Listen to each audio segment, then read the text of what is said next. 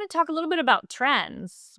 What are you seeing in the future 2, 3, 5 years? I mean, you've only been around for a few years, so maybe the time horizon's a little bit shorter. But what are you seeing and how are you preparing for it?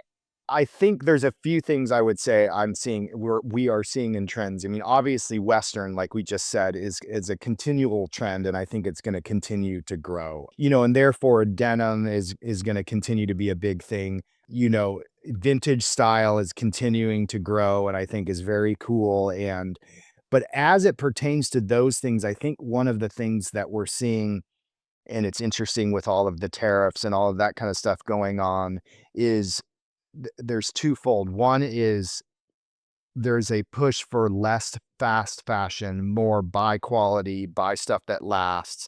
Don't throw it in the landfill after 6 months because it wore out because you washed it 3 times. So buying quality that lasts, and then a push for American made. Those are trends that I think you're not going to see that on the runways.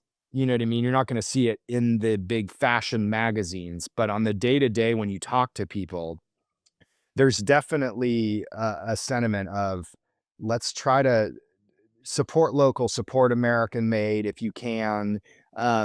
Buy stuff and usually American made stuff is really good quality. It's not cheap to make. So most of the people who are spending the time to do American made are making quality. So, and you have quality controls easier when it's in your backyard. So I think those are trends that we're seeing, and I'm hoping they continue because I think it's a good thing. We talk to guys, they'll come in and go, oh my gosh, $280 for a pair of jeans. And you're like, yeah, but they'll last you forever.